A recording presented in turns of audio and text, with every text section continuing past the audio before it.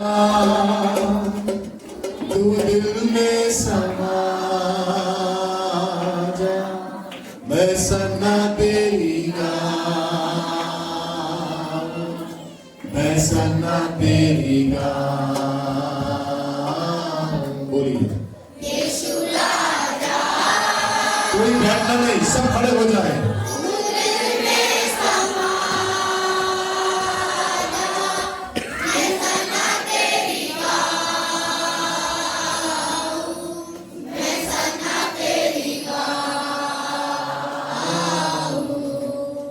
आँखों में बस तू ही तू हो, आँखों में बस तू ही तू हो, सोचों में बस तू ही तू हो, सोचों में बस तू ही तू हो। सुंदर मुखड़ा तू मुझको दिखा जा, मैं सन्ना तेरी गाऊं, मैं सन्ना तेरी गाऊं। सुंदर मुखड़ा तू मुझको दिखा जा, मैं सन्ना तेरी गाऊं, मैं सन्ना तेरी गाऊं। यीशु राजा, तू दिल में समा जा, मैं सन्ना तेरी गाऊं, मैं सन्ना तेरी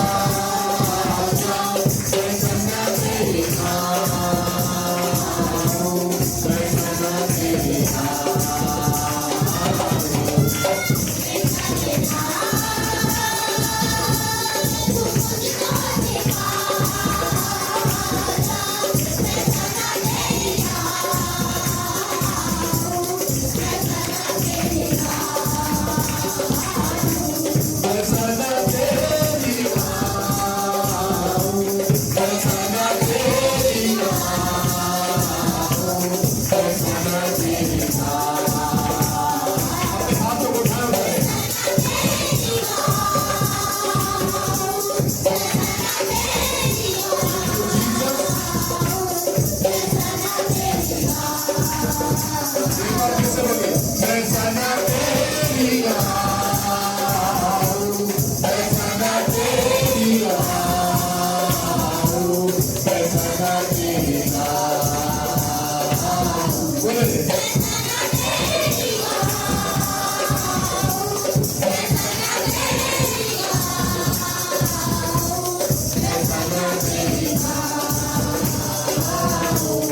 यीशु राजा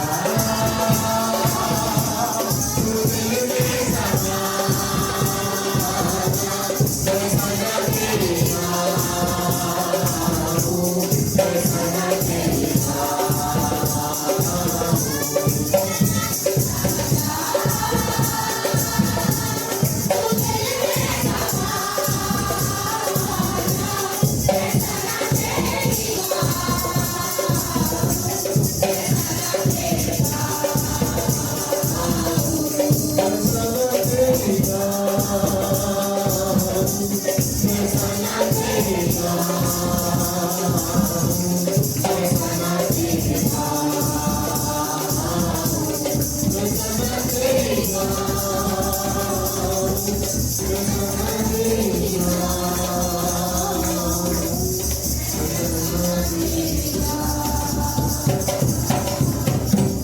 अपने दोनों हाथों को उठाएं और कहें, धन्यवाद यीशु, धन्यवाद यीशु, मुझे तैयार करें मजबूती से आपकी महिमा के लिए।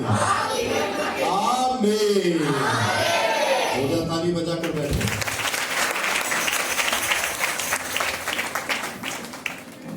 बोलिए हालेलुया, प्रेज द लॉर्ड। बोलिए hallelujah, praise the Lord, praise the Lord. पिछले रविवार को हमने सीखा था, बताया जल्दी से, क्या सीखा था? पिछले रविवार को क्या बताया?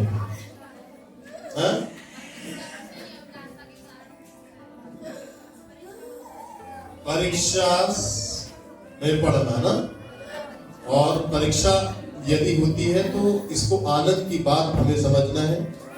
इसका निचोड़ ये था कि अगर हमारे जीवन में परीक्षाएं हैं तो ये आनंद की बात है। और परमेश्वर की परीक्षा भी हमने सीखा, शैतान की परीक्षा भी हमने सीखा। परमेश्वर की परीक्षा हमारे जीवन में आनंद को, शांति को और एक बड़े बदलाव को लेकर आती है, और हमें स्थिर करने के लिए, दृढ़ करने के लिए, साफ करने के लिए और हमें मजबूत करने के लिए परमेश्वर हमारी परीक्षा लेता है कि हम स्पिरिचुअल मैच्योरिटी हमारे अंदर आ जाए, स्पिरिचुअल आत्मिक बड़प्पन हमारे अंदर आ जाए। परमेश्वर चाहता है, इसीलिए रोमियो की किताब में परमेश्वर का वचन कहता है कि तुम अपने शरीर को जीवित, पवित्र और परमेश्वर को भावता हुआ करके बलिदान चढ़ाओ, यही तुम्हारी आत्मिक सेवा है। फिर आगे लिखता है कि परमेश्वर के प्लान को, योजना को, परमेश्वर की भेद की बातों को या परमेश्वर के ज्ञान को या परमेश्वर के मन की बातों को, जो उसके मन के अंदर योजना है, प्लान है आपके लिए, इस पृथ्वी पे करने के लिए, आपके द्वारा, बाइबल में लिखा है उसको अनुभव से मालूम करते रहो। किससे मालूम करते रहो? अनुभव से। तो अनुभव का मतलब एक मैच्योरिटी, स्पिरिचुअल मैच्योरिटी की बात कर रहा है परमेश्वर। आत्मिक बड़प्पन, आत्मिक सियानापन हमारे अंदर आना जरूरी है। ये तब संभव है जब हमारे अंदर परमेश्वर का भय होगा। नीति वचन उसके 9 अध्याय में लिखा है कि यहोवा के भय मानने से बुद्धि का आरंभ होता है और सर्वशक्तिमान ईश्वर की खोज से समझ प्राप्त होती है। तो बुद्धि कैसे मिलेगी हमको? परमेश्वर का भय मानने से। किसका भय मानने से? और ईश्वर की खोज से हमें क्या प्राप्त होगी? समझ। क्या प्राप्त होगी? समझ। इसीलिए परमेश्वर ने अपने लोगों के लिए उनके विषय में हर एक आशीषें ठहराई है। आपको क्या बनाना है, आपको क्या बताना है, आप कौन हो, आप क्या करोगे, परमेश्वर के अंदर आपका प्लान क्या है, वो आपको परमेश्वर बताएगा। अच्छे समझना है आज के वचन को। बोलिए जोर से हालेलुया, बोलिए प्रेज द लॉर्ड। तो यहां पर हम देखेंगे कि समझ और बुद्धि और समझ परमेश्वर की ओर से हमें मिलती है। जब हम उसका भय मानेंगे तब बुद्धि का आगमन हमारी लाइफ में आएगा धीरे धीरे। हम निर्बुद्धि थे, निर्बुद्धियों को उसने चुना है। क्यों चुना? क्योंकि उनको बुद्धिमान बनाए। बुद्धिमानों की उसको जरूरत नहीं है। बुद्धिमानों को, संसार के जो लोग बुद्धिमान हैं, उनको लज्जित करने के लिए आप निर्बुद्धियों को परमेश्वर ने चुना कि आप उनको लज्जित करें। आपके बुद्धि से जो परमेश्वर के द्वारा आपके अंदर आएगी, वे संसारिक लोग जो बुद्धिमान है लज्जित होंगे। इसीलिए उसको पाने के लिए आपको परमेश्वर का भय रखना है और परमेश्वर के साथ उसके भय में चलना है। भजन संहिता 1 अध्याय में लिखा है, क्या ही आशीषित वो व्यक्ति है, क्या ही आशीषित वो व्यक्ति है जो यहोवा का भय मानता और उसकी आज्ञाओं से क्या रहता है? प्रसन्न रहता है। और ऐसे लिखा है, रात और दिन वो एक परमेश्वर की व्यवस्था पर ध्यान करता है और कोई बात उसके मन में नहीं चलेगी कि उसको पाप में गिराए।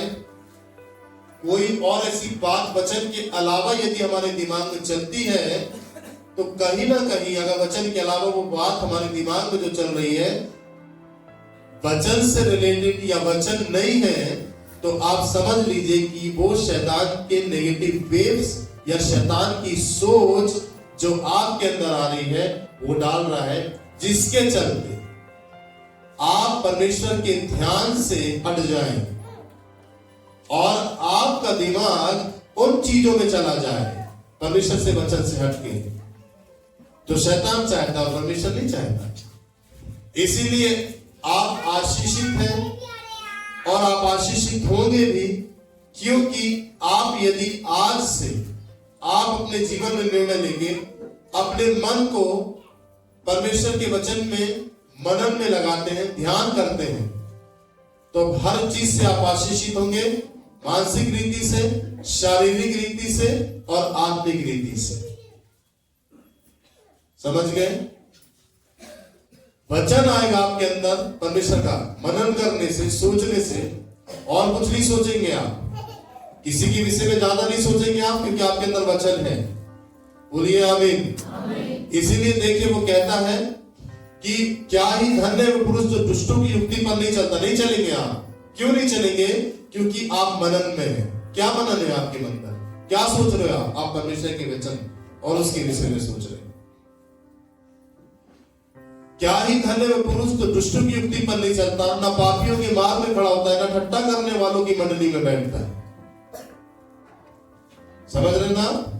वो व्यक्ति ऐसा व्यक्ति होगा कि आप गलत संगति नहीं करेंगे। नीति वचन में ऐसे लिखा है, बुद्धिमान की संगति कर तो तू बुद्धिमान हो जाएगा।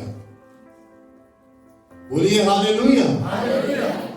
बुद्धिमान कौन है? बुद्धिमान वो है जिसने परमेश्वर की बुद्धि को पाया। अगर आप उसकी संगति करेंगे, एक आत्मिक व्यक्ति की संगति करेंगे, तो आप आत्मिक बनेंगे, बुद्धिमान बनेंगे। बोलिए आमीन। इसको ध्यान रखना है हमें। क्यों?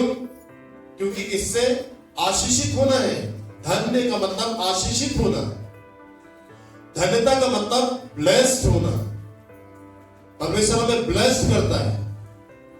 वो चाहता है कि हम आशीषित रहें, शरीर में, आत्मा में और प्राण में हम आशीषित रहें, बीमारी ना हो। बीमारी दुष्ट आत्मा दुश्मन है हमारी, पथरी दुश्मन है हमारी। उसको उसी नजर से देखो जैसे दुश्मन को देखते हैं।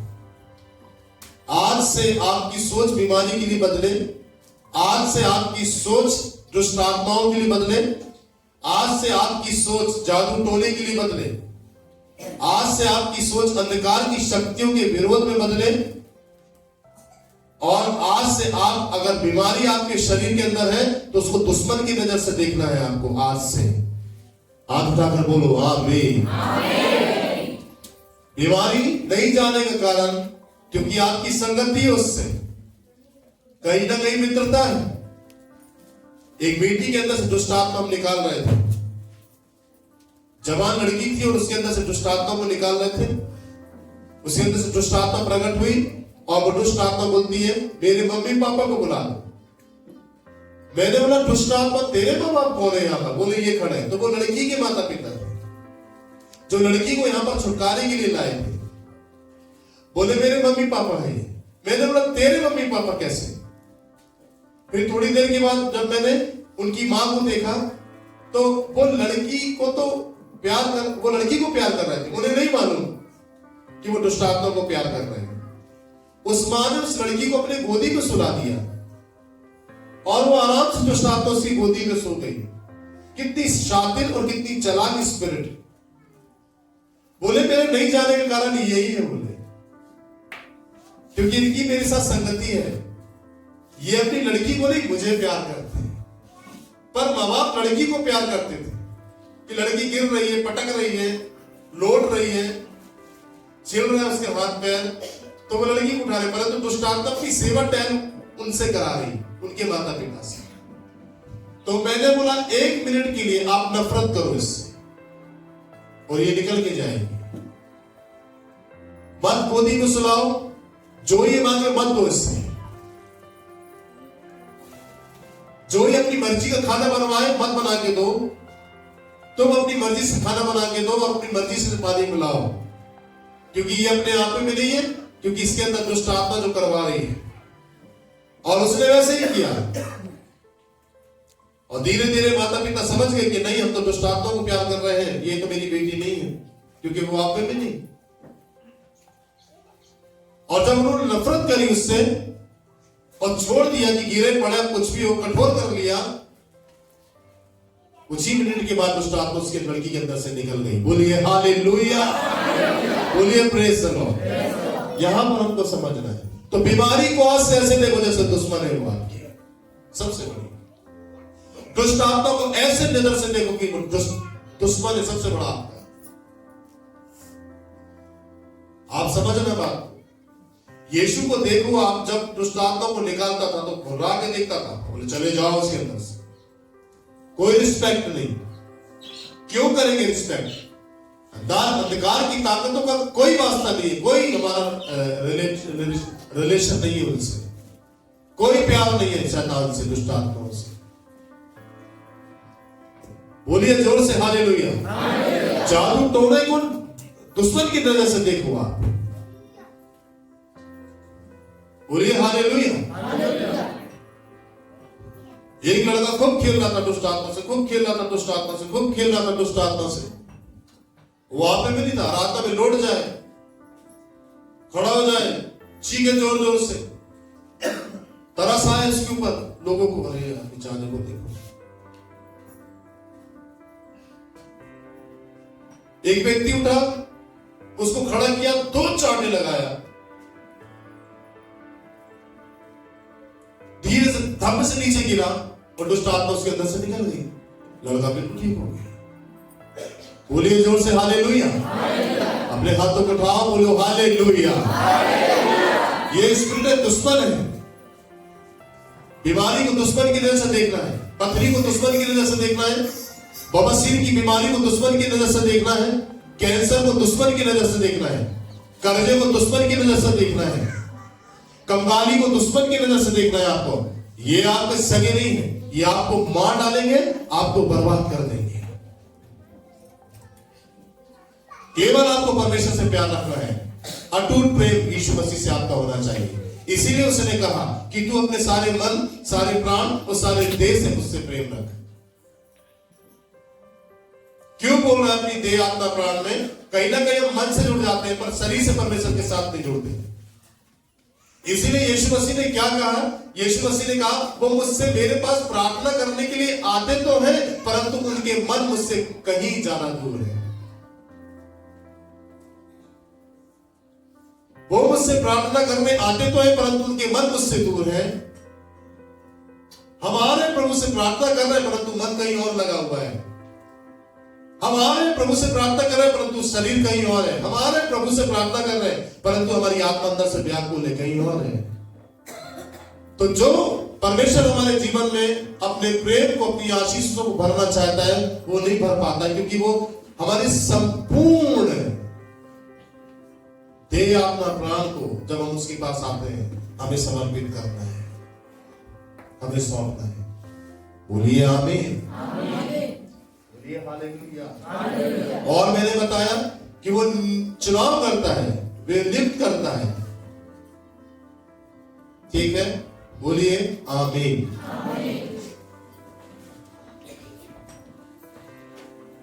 निकाले मेरे साथ लूका रचित सुसमाचार उसका 6 अध्याय उसकी 46 आयत को देखेंगे।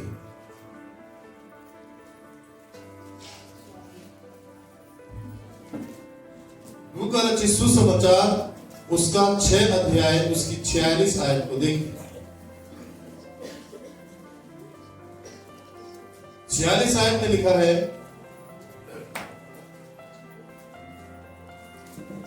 निकालो लूका रचित सुसमाचार उसका 6 अध्याय उसकी 46 आयत को देखिए।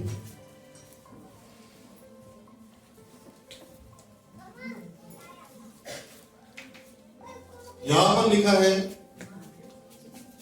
जब तुम मेरा कहना नहीं मानते तो क्यों मुझसे हे प्रभु कहते हो? क्या बोल रहा है? जब तुम मेरा कहना नहीं मानते तो मुझसे हे प्रभु क्यों कहते हो? वो किसका प्रभु है? वो उनका प्रभु है जो उसका कहना मानते हैं। यीशु मसीह किसका प्रभु है? बोलिए जोर से। हाँ, यीशु मसीह की प्रभुता उस व्यक्ति के ऊपर आती है जो उसका कहना मानते हैं। कहना मानना मतलब उसके वचन को मनन करना, ध्यान करना और उस पर चलना। ठीक है, अब देखिए यहां पर लिखा है, जो कोई मेरे पास आता है, जो कोई मेरे पास आता है वे मेरी बातें सुनकर उन्हें मानता है। क्या बोलता है वो? जो कोई मेरे पास आता है वह मेरी बातें सुनकर उन्हें मानता है। आप कैसे आए हो आज?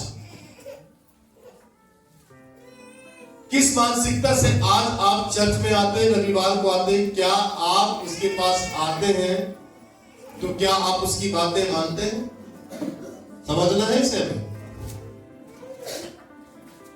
आप जब प्रार्थना में उसके पास जाते हैं, जब आप भवन में उसके पास आते हैं, तो क्या आप उसकी बात मानते हैं?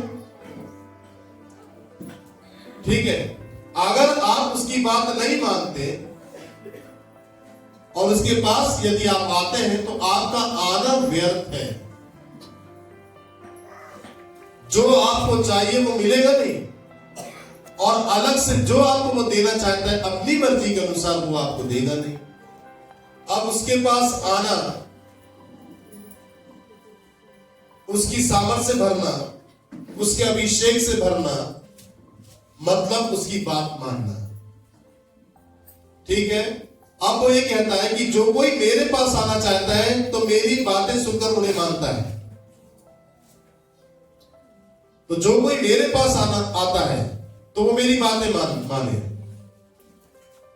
और यदि वो मेरी बात मानता है तो वो आगे कहता है, वह उस मनुष्य के समान है जिसने घर बनाते समय भूमि गहरी खोदकर चट्टान पर नींव डाली। क्या बोलता है? मेरी बातें सुनकर उसे मानता है। वचन सुनना और मानना, सुनना और मानना दोनों अलग है। बहुत सारे लोग सुनते मानते नहीं। आपको सुन सुनना है और फिर क्या करना है, मानना है। तो वो बता रहा है कि वह उस मनुष्य के समान है। आपको क्या दर्जा दे प्रभु अपनी उपस्थिति में, और आपका नाम क्या रखे, आपको कैसे बुलाए वो। क्यों उसने पतरस का नाम पतरस रखा? वो योना का पुत्र था सिमोन। नाम क्यों चेंज किया कि नहीं तेरा नाम आज से सिमोन नहीं, तेरा नाम पतरस होगा। तेरी क्वालिटी मेरे पास है, तेरे जीवन की चमक मेरे पास है, तेरी पहचान मेरे पास है, मैं दूंगा तुझे पहचान। हमारी पहचान नहीं है, ना बन सकती है जब तक प्रभु हमारी पहचान ना बनाए। हे शमौन योना के पुत्र, आज से तू शमौन नहीं, तू पतरस कहलाएगा। क्यों बोला उसको उसने? क्योंकि उसने यीशु मसीह की बात सुनी और उसके पीछे हो लिया। तब यीशु ने उसको ठहराया कि तू कौन है। याद रखिए, प्रभु हमको बताता है हम कौन हैं, किस किस्म के व्यक्ति हैं, कैसे व्यक्ति हैं। प्रभु हमारी क्वालिटी को उभारता है, ये याद रखिए। आप चाहते हैं कि प्रभु के द्वारा आपकी पहचान आए, इसीलिए देखिए सब पहचानें मिट गई। पृथ्वी पे जितने भी लोगों की पहचान थी, जितने भी मसीह में लोग हैं, उन सब की पहचान को प्रभु ने मिटा दिया। और क्या कहा? अब जो मसीह यीशु में है वो नई सृष्टि है, पुरानी बातें पहचान सब मिट गई।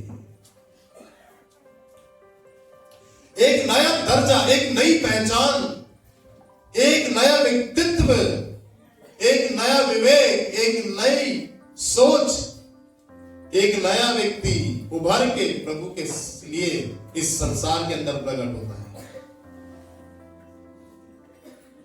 तो ये तब होगा जब हम आए, क्योंकि हम साधारण नहीं हैं। आप साधारण नहीं हैं, आप नॉर्मल व्यक्ति नहीं हैं, आप प्रभु के चुने हुए व्यक्ति हैं, असाधारण लोग हैं। आप अपने हाथों को उठाएं और आमीन जोर से बोलिए, बरकतें हमारी हैं। बोलिए हालेलुया। याद रखिए, इसलिए यहां पर बाइबल बताती है कि वह उस मनुष्य के समान। हर एक व्यक्ति की पहचान यीशु के हाथ में है। हर एक व्यक्ति की बढ़ोतरी यीशु के हाथ में है। हर एक व्यक्ति की चंगाई यीशु के हाथ में है। हर एक व्यक्ति का छुटकारा यीशु के हाथ में है। और हर एक व्यक्ति का उज्जवल भविष्य यीशु मसीह के हाथ में है। बोलो आमीन। बोलते करो जोर से, जब आमीन बोलो।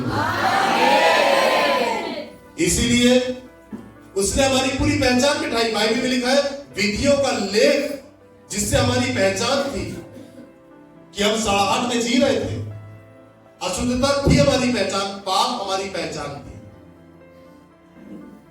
दुष्टता हमारी पहचान थी, अशुद्ध चरित्र हमारी पहचान थी, गलत सोच वाला व्यक्ति हमारी पहचान थी। इसलिए ऐसे लिखा है बाइबल में। और ये क्यों लिखा है कि विधियों का लेख उसने मिटाया। उसने हमारी पूरी पहचान जो गलत तरीके से हो रही थी, उसने सब कुछ क्या कर दिया, अपने लहू से मिटा दिया। जिस दिन हमने प्रभु को ग्रहण किया, उस दिन हम पैदा हुए। अब जबकि उसको जान लिया, अब उसके साथ हम चल रहे, पैदा हुए, तो अब एक नए सिरे से आत्मिक जन्मे हुए बच्चे के समान हमको आत्मिक लालसा करनी है कि हम उसके पूरी पहचान में और डील डॉल में बढ़ते पलते जाएं। कि जब हमारे अंदर एक सियानापन आए, स्पिरिचुअल मैच्योरिटी हमारे अंदर आए, तो हम वो नहीं दिखे जो हम थे, परंतु हम मसीह में एक नई सृष्टि इस संसार को भर के आए। हाथ उठाकर बोले हालेलुया। जोर से बोले बरकतें आपकी हैं। बोलिए हालेलुया। इसीलिए देखिए पहचान उसने उस व्यक्ति की थी।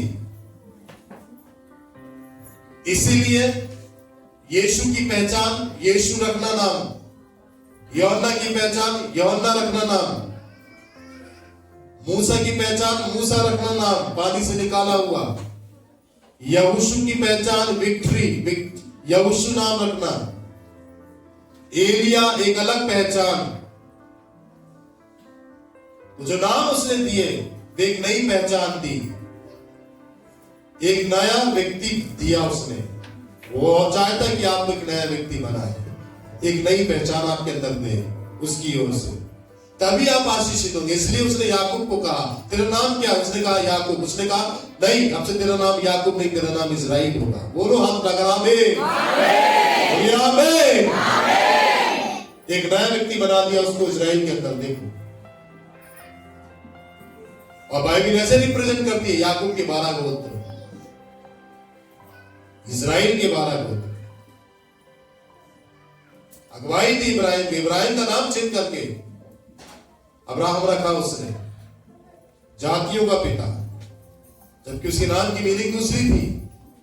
वो भर नहीं पा रहा था, उसने नाम दिया, एक पहचान दी, वो बताया कौन हुआ।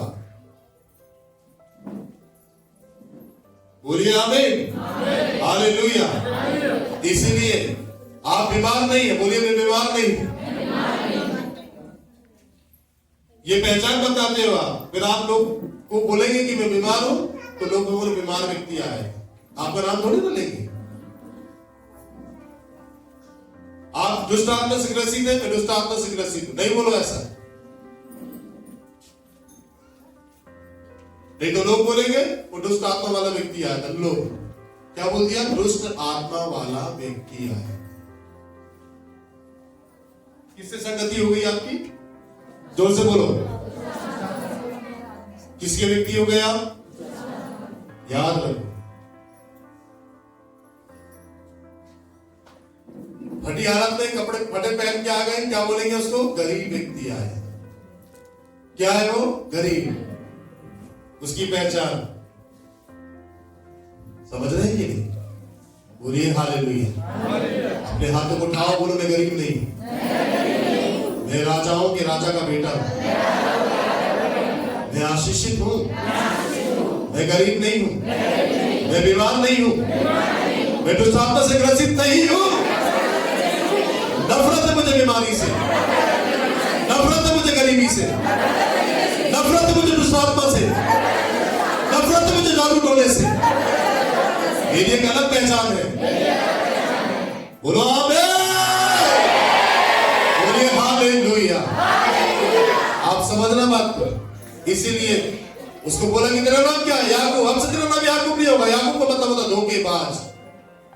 तेरी सारी ब्लेसिंग नहीं छुपी हुई है, ये नाम तुझे खाया जा रहा है, तुझे बदनाम कर दिया। ये शैतान की ओर से आया हुआ नाम, हटा इसको। मैं बता रहा हूं तेरी पहचान क्या, तू कौन है, मैं बता रहा हूं, क्योंकि मैंने तुझे पैदा किया है। जितना बच्चे नहीं, जितना माँ बाप बच्चों के बारे में अच्छा रिप्रेजेंट कर सकते हैं कि हमारे बच्चे कैसे। बच्चों के बारे में यदि पूछ रहे तो उनके माँ बाप से पूछो, और यदि हमारे बारे में और आपके बारे में पूछ रहे तो परमेश्वर से पूछो। अपने दिल में हाथ रखो, बोलो धन्यवाद यीशु, और अपने दोनों हाथों को उठाओ और हिलाओ जोर से, बोलो धन्यवाद यीशु मेरी पहचान को नई बनाने के लिए। बोलो आमीन, बोलिए हालेलुया। इसलिए यीशु मसीह ने निकोदेमुस को क्या कहा? तुम्हें नए सिरे से जन्म लेना है।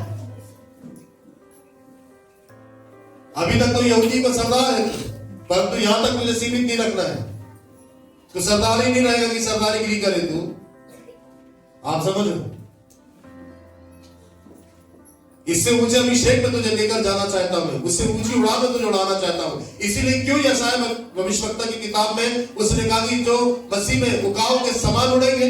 उकाव पक्षी सबसे ऊंचा उड़ता है, सबसे ऊंचा अभिषेक होगा हमारे पास, हमारी पहचान बदलने के बाद। हम बोले हम दुष्ट आत्मा परेशान कर रही, नहीं कर रही परेशान, नहीं होंगी मैं परेशान। नफरत है मुझे तुझसे, नफरत करता हूं तुझसे, निकल जा। एक पल भी तुझे देखना नहीं चाहता मेरे अंदर, नफरत है। जब वो माता पिता ने नफरत किया, लड़की के अंदर दुष्ट आत्मा निकला, लड़की ठीक हो गई। चिड़चिड़ाना है, नफरत करना है, प्यार नहीं करना, पाल के नहीं रखना है, बिल्कुल भी मौका नहीं देना है उनको। अगर ऐसी स्थिति हमारे जीवन में है तो बोलिए आमीन, बोलिए हालेलुया। आगे देखिए वो कहता है, वह उस मनुष्य के समान है जिसने घर बनाते समय भूमि गहरी खोदकर चट्टान पर नींव डाली। ये जमीन के नीचे चट्टान है, मैंने भी अपनी आंखों से देखा है खुदते हुए नीचे चट्टान को। ये जो बात परमेश्वर कह रहा है कि उसने भूमि को गहरी खोदी और चट्टान पर उसने वहां पर नींव रखी। सही नींव डालना सबसे महत्वपूर्ण है। सही तरीके से टीचिंग को लेना, वचन को ग्रहण करना स्टार्टिंग से ये महत्वपूर्ण है। जितना ज्यादा आप स्टार्टिंग से खराई का वचन लें, परमेश्वर के वचन को लें, ग्रहण करें, जो चीज आपको मना करता है वो मत करें, जो वचन कहता है वो करें, इससे नींव मजबूत डले आपकी, जिससे भविष्य में जब आप आत्मिक जीवन में धीरे धीरे बढ़े तो तकलीफें बनी रहेंगी, आती रहेंगी, कभी भी आप शिकस्त ना खाने पाए और कभी भी गिरने ना पाए। आत्मा में जब आदमी बढ़ता है, ऊंचा उठता है, कई साल उसे आत्मिकता में हो जाते हैं, थोड़ी सी दिक्कत आने पर वो बैक हो जाता है, बैक स्लाइड हो जाता है, टूट जाता है। उसका सबसे बड़ा कारण है स्टार्टिंग में जब वो प्रभु में आया उसकी सही नींव नहीं डली, उसने खुद ने प्रयास नहीं किया और नींव डालने वाले ने भी वो प्रयास नहीं किया कि सही कंक्रीट हो, सही मजबूती हो, सही सीमेंट हो, जिससे नींव मजबूत हो, ताकि आगे जब दीवारों पर रद्दा चढ़े, सीलिंग बने, लेंटर डले तो नींव धसे ना। इसको भी समझना है। वचन सब हमारे लिए लाभदायक है। अगर परमेश्वर वचन के द्वारा यदि हमें करेक्ट करता है, वो भी हमारे लिए सबसे बड़ी लाभ की बात है। बोलिए आमीन, बोलिए हालेलुया। तो नींव कौन सी? जो चट्टान जमीन के नीचे, वहां तक खोदना है।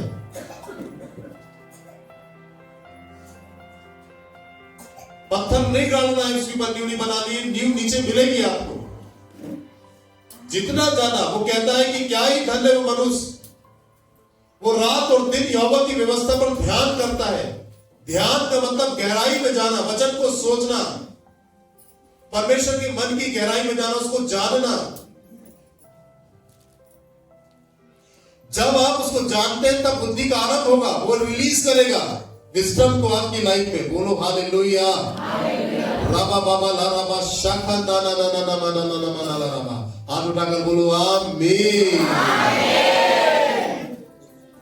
ये समझ लीजिए आप। तो जितना ज्यादा सोचना, मनन करना, गहराई में जाना, उतना ज्यादा मजबूत होना। पढ़ना, मनन करना, गहराई में जाना, टीचिंग लेना, जाना रविवार को चर्च, शिक्षा लेना, ग्रहण करना। शुरू से ऐसी नींव नहीं डाली गई मेरे आत्मिक जीवन की जो बिल्कुल सॉलिड हो, अच्छी हो, नहीं। खराई की जीवन की आत्मिक नींव डाली गई। स्टार्टिंग से प्रभु में आने के लिए मैं स्टार्ट हुआ, तब से ही मुझे सख्त वचन बताए गए कि तुम्हें ऐसे जीना है, तुम्हें ऐसे रहना है। मैंने ये तो पूरी लाइफ चेंज हो गई, ऐसे कैसे जी सकता हूँ, ऐसे कैसे रह सकता हूँ? रहना पड़ेगा अगर तुम परमेश्वर से प्यार करते हो, नहीं तो फिर नहीं चल पाओगे आप।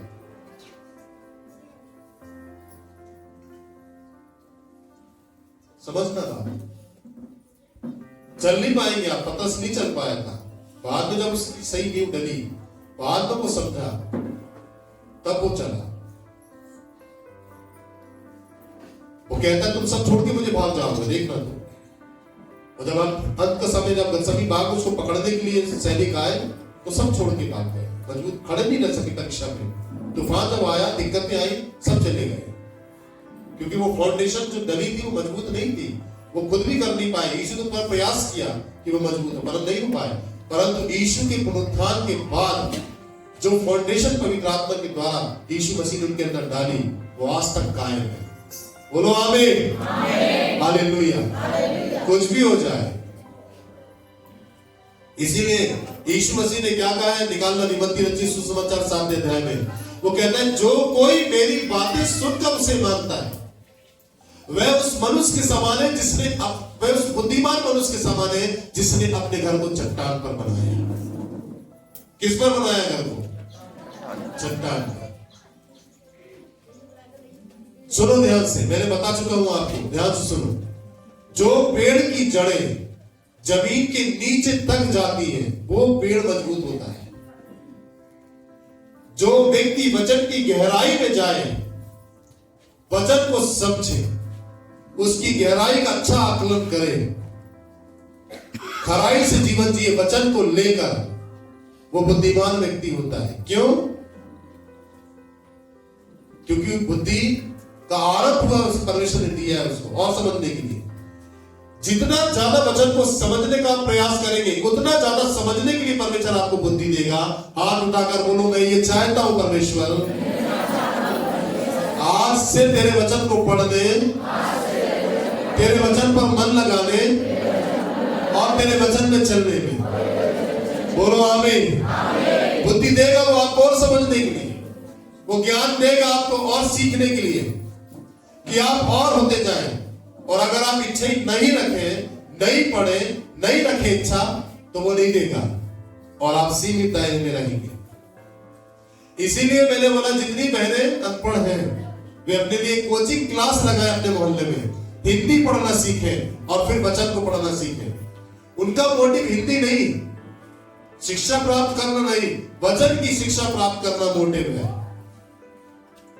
आपका पहला मोटिव है वचन की शिक्षा को प्राप्त करना, वचन को पढ़ना, उसकी शिक्षा को प्राप्त करना है।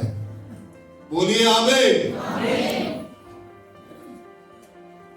और देखिए यहां पर लिखा है कि वह उस मनुष्य के समान है जिसने घर बनाते समय भूमि गहरी खोदकर, जब आपका शरीर तैयार हो परमेश्वर के लिए, जब आपकी आत्मा परमेश्वर के लिए तैयार हो, जब आपका मन परमेश्वर के लिए तैयार हो, तो आपको गहरे मनन में जाना है परमेश्वर के वचन में। ये बहुत इंपॉर्टेंट है। दुष्ट आत्मा, बीमारी, पथरी, बवासीर की बीमारी, जादू टोने की शक्तियां, निराशा, चिंता आपको हिला नहीं पाएगी। उसको आपके पास से जाना पड़ेगा छोड़कर, क्योंकि आप मजबूत हो गए हैं। आपका मकान, आपका घर, शरीर आपका हिल नहीं सकता। बोलिए आमीन, बोलिए हालेलुया। और यहां पर लिखा है कि और जब बाढ़ें आई तो धारा उस घर पर लगी, परंतु उसे हिला ना सकी, क्योंकि वह पक्का था। पक्का होना है आपको। और जिसने अपना घर वचन की गहराई, उस परमेश्वर पे अपनी नींव को, उसके वचन पे गहराई से नहीं समझा, नहीं जाना, नहीं उसका आकलन कर पाया, नहीं उसका नाप तोल कर पाया, नहीं समझ पाया। ऐसे भी लिखा है बाइबल में, परख कर देखो यहोवा कैसा भला है, चख कर देखो यहोवा कैसा भला है। बोलो आमीन, हालेलुया, बोलिए प्रेज द लॉर्ड। और यदि नहीं चख पाए, वो टेस्ट पता नहीं चल पाया कि वो क्या है, चख तो रहे परंतु टेस्ट का अंदाजा नहीं हो पा रहा है कि खट्टा है, मीठा है, कड़वा है, क्या है। सही आकलन करना अगर जीभ से टेस्ट किया तो। इसीलिए अय्यूब की किताब में लिखा है, ध्यान से सुनो, परमेश्वर के वचन जो होते हैं वो कान से परखे जाते हैं, जीभ से नहीं, दिमाग से नहीं, कान से। वचन कान से परखे जाते हैं, खाना जीभ से टेस्ट किया जाता है। और वचन क्यों चला जाता है, निकल क्यों जाता है? क्योंकि टेस्ट पता नहीं चला आपको क्या है, टेस्ट जान नहीं पाए। आप नमक के बारे में नहीं पहचान पाए कि नमक है, आप मिर्ची के बारे में नहीं पता कर पाए कि सही में मिर्ची है ये। आप कड़वाहट कौन सी ये कड़वापन कौन सा है, इसके बारे में सही आप नहीं निकाल पाए कि किस चीज की ये कड़वाहट आपके जीव में है। इसीलिए परमेश्वर के वचन कान से परखे जाते हैं। आपको सही तरीके की परख आपको लेकर आनी है कि आप सही तरीके से परखें कि वो क्या है। इसीलिए देखिए, एक व्यक्ति ने विजय पाली बाइबल के अंदर, दौड़ कर आया, गूलर के पेड़ पे चढ़ गया, और गूलर के पेड़ पे चढ़ने से पहले वो कहता है मैं देखूं तो वो कैसा है। उसने ये वो नहीं बोला कि देखूं तो वो कौन है, वो कौन को नहीं देखने आया है, कौन को तो वो भीड़ खड़ी है, कौन है वो लोग, भीड़ खड़ी है वहां देख रही है कौन है, ये क्या करेगा देख। पर जो दौड़ कर आया गूलर के पेड़ पर चढ़ा, वो कहता है मैं देखूं तो वो कैसा है। आपको कौन नहीं, आपको ये दिमाग रखना है कि यीशु कैसा है। जब उसने ये बोला कि मैं देखूं तो वो कैसा है, तो उसे टेस्ट मिल गया और सही टेस्ट उसके पास आ गया। और देखिए फिर उसका घर जो बालू में बना हुआ था, थोड़ी सी दिक्कत आने पर वो टूटने वाला था, उसको टूटने नहीं दिया। साफ यीशु ने कहा आज इस घर में उद्धार आया है। घर ही की तो बात हो रही है ना, आदमी घर बनाने की तो बात हो रही है कि नहीं।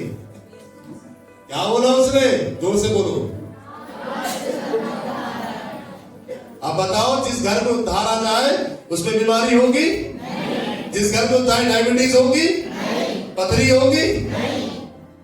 बवासीर की बीमारी होगी नहीं। शुगर होगी नहीं होगी। ब्रेन हेमरेज होगा नहीं। गांठें होगी नहीं। रसौली होगी नहीं। कैंसर होगा नहीं। नहीं होगा, क्योंकि उस घर में क्या है, उद्धार। सही नींव डली। अब उसकी पहचान को बदला उसने। क्या पहचान बोला उसने, बोला ये भी, अभी तो वो जग गई है। उसका समाज, उसकी जात, उसकी पहचान अलग है। बाइबल में ऐसे लिखा है, चुंगी लेने वाला, टैक्स लेने वाला। अब उसकी पहचान मिट गई। उसकी पहचान आज इस घर में उद्धार आया है, ये भी इब्राहिम के वंश से है।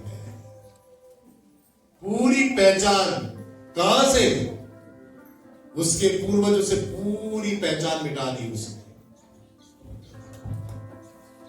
अपने दोनों हाथों को उठाओ और बोलो धन्यवाद यीशु, मेरे जीवन में काम करने। आज आप मेरे जीवन में काम करेंगे। याद रखिए, सुनो ध्यान से, बोलो हालेलुया, बोलो प्रेज द लॉर्ड। ध्यान से सुनो। जब उसने कहा, इधर देखो मेरी तरफ और हाथ नीचे करो। जब उसने कहा कि आज इस घर में उद्धार आया है, सुनो, बोलो नहीं। जब उसने कहा आज इस घर में उद्धार आया है, एक नई फाउंडेशन डली, एक नई नींव डली। जो गलत नींव डली थी, उस नींव को उसने हटा दिया। बोला जिसका लिया है उसका वापस करूंगा, और जिसका धोखे से ले लिया है उसको 4 गुना वापस करूंगा। ये नींव और इस नींव के ऊपर जो मकान खड़ा है वो मेरा नहीं।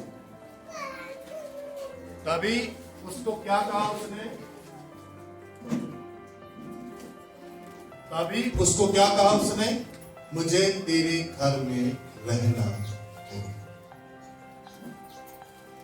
एक नई सोच, बस एक टेस्ट लेने गया था सही। बस ये बोला उसने कि मैं देखूं कि वो कैसा है, कैसा टेस्ट है इसका। जब आप परमेश्वर के साथ एक सही मानसिकता रखते हैं और बोलते हैं कि मैं पहचानूं कि तू कैसा, तू बता, तो एक सही टेस्ट परमेश्वर आपको देता है अपना। और जब वो सही टेस्ट आपको मिलता है ना, फिर जिंदगी में याद रखिए वैसा टेस्ट कभी नहीं मिल पाएगा। आप उठाकर बोलो आमीन। एक बार जब आप टेस्ट कर लेंगे उसको, उसके जैसा टेस्ट फिर कभी जिंदगी में, जब तक जिंदा हो आप, देख लो, आप अपनी पीढ़ियों को भी बता दो, अपने लोगों को भी बता दो, वो टेस्ट नहीं मिल पाएगा जो टेस्ट परमेश्वर आपको देगा। जिंदगी भर की पूंजी जो अपने घर में उसने गलत तरीके से और अच्छे तरीके से बटोर के रखा हुआ था, उसने हटा दिया, क्योंकि नया व्यक्ति यीशु उसको बना रहा है। और उसकी पूरी पहचान मिटा करके इब्राहिम से जोड़ा, पूर्वज। ये चीज गलत करने की पूर्वज से है उसकी। गलत तरीके से पैसा मारना, गलत तरीके से पैसा कमाना, जोड़ना और उसको खर्च करना, छुपा छुपा के रखना। तभी तो उसने बोला ना कि जिनका गलत तरीके से भी लेता था, किसी के साथ गलत करके भी लेता था, बोला जिनका मैंने गलत तरीके से लिया है 4 गुना वापस करूंगा। केवल एक सही नींव डालने से, एक सही नींव डालने का निर्णय लिया उसने। सारा काम छोड़कर, लोग हंस रहे हैं, मजाक उड़ा रहे हैं कि नाटा है, देखो देख नहीं पा रहे हैं प्रभु को, इस बात की चिंता नहीं किया उसने। लोग आपके ऊपर हंसे, लोग आपको छेड़े, लोग आपको बुरा भला कहें, प्रभु में जब आप आ रहे हैं, चल रहे हैं, आपकी नींव डल रही है, लोग टोक रहे हैं, लोग रोक रहे हैं, बिल्कुल परवाह नहीं करना। आपको जिस मकसद के लिए आप जा रहे हो प्रभु के पास, वो मकसद सही होना चाहिए, वो उद्देश्य सही होना चाहिए। और देखो कि जब आप उस उद्देश्य जो सही है, क्योंकि वहां बहुत सारे लोग थे, उनके पास नहीं गया, सारी भीड़ को छोड़ के एक व्यक्ति के पास आया, क्योंकि उसने भाग लिया कि यहां पर किसका उद्देश्य सही है मुझे पाने का, कौन सही तरीके से मुझे टेस्ट करना चाहता है। उसने ये बात जान ली। भीड़ थी, सब भीड़ को छोड़ दिया उसने भीड़ की परवाह नहीं करी कि भीड़ कल उसके पास रहे ना रहे, परंतु उसने उसी व्यक्ति के पास गया जिसने उसने सही टेस्ट लेने का प्लान किया, एक सही नींव अपने आत्मिक जीवन की डालने का प्लान किया। कि सुना उसने, उसको बताया किसी ने कि हाँ एक यीशु है, तभी तो बोला मैं भी तो देखूं कैसा है। बिना सुने कैसे? आपने सुना है। आज प्रभु मैं तुझे पहचानना चाहता हूं कि तू कैसा है। आज तेरा सही आकलन करना चाहता हूं कि तू क्या है। बोलो जोर से आमीन, बोलिए हालेलुया, बोलिए प्रेज द लॉर्ड। और अंतिम बात देखो, जब उसके घर में बैठा, वो घर की बात चल रही है, याद रखना, सही नींव डल गई उसके घर की नींव में मसीह आ गया, मसीह में अब उसकी नींव डल रही है। और उसने मना भी नहीं किया, उसने बोला मैं तो तेरे घर में रहना है आज। उसने बोला चल, अरे काम करना है मुझे, अभी वो काम छोड़ के मैं तेरे को बस ऐसे ही 5 मिनट के लिए देखने आया। अरे 5 मिनट के लिए देखने आया ना तुझे मैं, अभी मुझे काम करना है, काम छोड़ के आया नहीं। मालूम है, इसलिए इब्रानी किताब में क्या लिखा है, हर एक रोकने वाली वस्तु उलझाने वाले पाप को दूर कर। हर एक रोकने वाली प्रभु में आने में जो रोक रही चीजें, उलझाने वाले पाप जो काम कर रहे हैं दिमाग के अंदर, उनको दूर कर। उसने नहीं चिंता किया कि टैक्स कैश पड़ा होगा टेबल में, उसने नहीं चिंता किया कि वो सामान पड़ा होगा उसका। उसने बोला मुझे तेरे घर में रहना है यार। उसने बोला चल प्रभु। परिस्थितियों के साथ हम प्रभु को प्राप्त नहीं कर पाएंगे कि वो हमारे अंदर आए, ना वो आ पाएगा। जब वो सामने है, जब वो पास में है, तो मत देखो कि परिस्थितियां हैं, केवल उसी को पाने का प्रयास करो सबसे पहले कि वो मिल जाए। हाथ उठाकर बोलो आज बरकतें आपकी होंगी। लंबा आमीन बोला करो। हालेलुया। और जैसी बैठा बोला, अरे ये इब्राहिम के वंश का पूरे श्राप टूट गए जहां से आए थे, आज से वो यीशु का हो गया। आगे खुल गई उसकी, सही नींव डल गई, अब सही फाउंडेशन डल गई, अब रद्दा रखा जाएगा। उसके बाद क्या आत्मिक जीवन होगा उसका। इब्राहिम से जोड़ दिया उसने उसको, ये भी इब्राहिम के वंश है।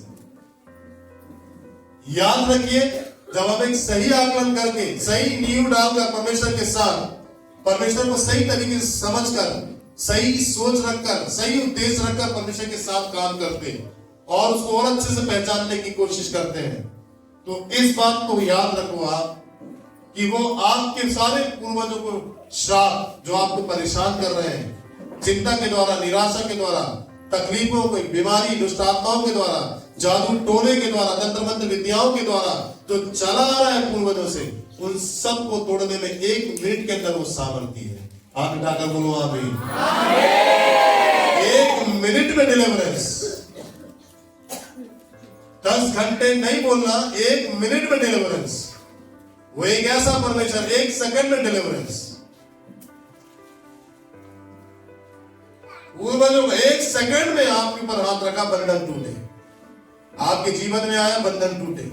आपके शरीर में आया, श्राप टूटे।